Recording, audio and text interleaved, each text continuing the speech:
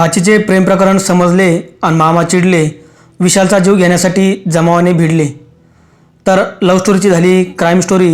हे प्रकरण घडलेलं आहे संभाजीनगर जिल्ह्यामध्ये.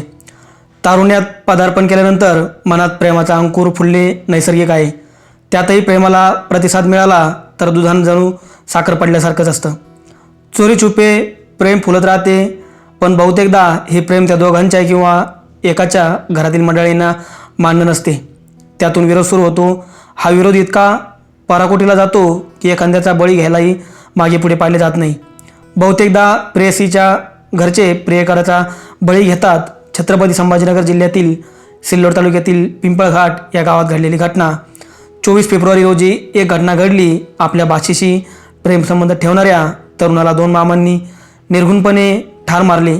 या हाणामारीत मुलीच्या कुटुंबियांना मुलाच्या घरावर हल्ला करून त्याच्या कुटुंबियांना मारहाण केली. या घटनेचा हा वृत्तांत आपल्याला सविस्तर बघायचा आहे. तर सिल्लोड तालुक्यात असलेल्या पिंपळघाट या गावामध्ये उगले परिवार राहतो. एकनाथ उगले हे काबाड कष्ट करून आपल्या संसाराचा गाडा ओढत होते. त्यांचा मुलगा विशाल आता 21 वर्ष वयाचा झाला होता. तो शिक्षण घेत होता. शिक्षण घेत असतानाच विशालच्या गावातील एक कविता हिच्यासोबत प्रेम जमले. तिने त्याला प्रतिसाद दिला. तारुण्याच्या उंबरठ्यावर असलेल्या विशाल आणि कवितासाठी आता ही जग वेगळे झाले होते. त्यामुळे सर्वांच्या नजरा चुकून त्यांच्या भेटीगाठी होऊ लागल्या होत्या. सुरुवातीला चोरीचुप्पे सुरू असलेले हे प्रेम प्रकरण आता गावातील सर्वांच्या डोळ्यात भरणारे ठरले होते. साहजिकच या प्रेम प्रकरणाची गावामध्ये दबक्या आवाजात चर्चा सुरू झाली होती. विशाल आणि कविता मात्र या सर्व गोष्टीपासून दूर होते. त्यांना या प्रकाराचे गांभीर्य उमजत नव्हते. भेटीगाठीच्या माध्यमातून ते दोघे जास्त जवळ येऊ लागले होते.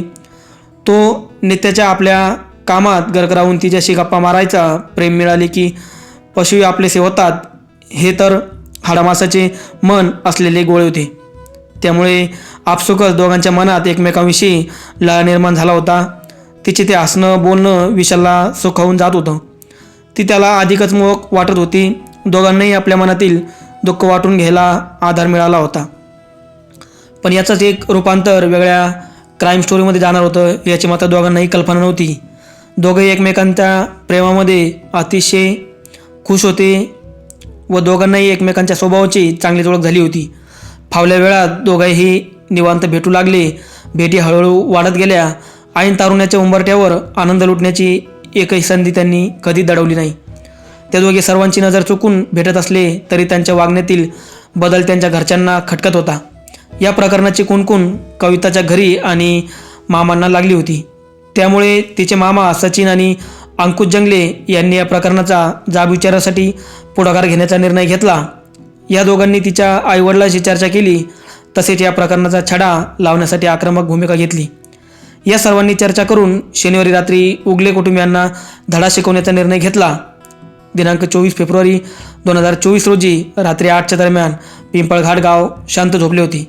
याच दरम्यान उगले कुटुंबियावर अचानक काळाने अपघात केला. सचिन आणि अंकुश हे 2 भाऊ अचानक विशालच्या घरात घुसले.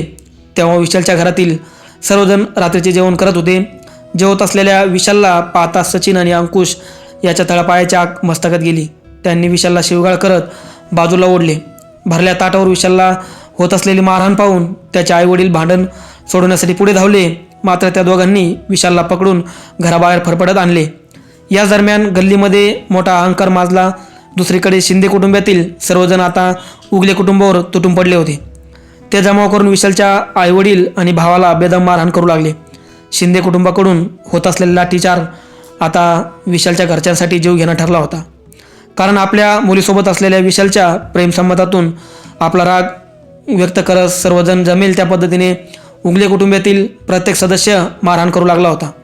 हा सर्व गोंधळ सुरू असतानाच विशालवर धारदार चाकूचा हल्ला झाला. त्याच्यावरती चाकूने सापासप वार करू लागले.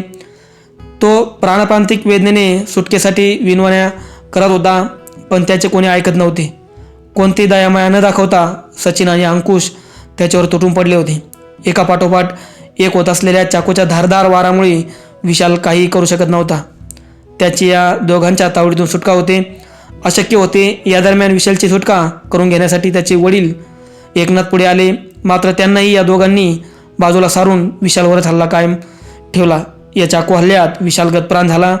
हा हल्ला करत असतानाच ते दोघेही आपल्या भाचीसोबत असलेले प्रेमसंबंधातून तुला खल्लास करत असल्याचे वारंवार सांगत होते. रात्रीच्या वेळी गोंधळ उडाल्याने गावातील सर्वजण परिसरात जमले होते.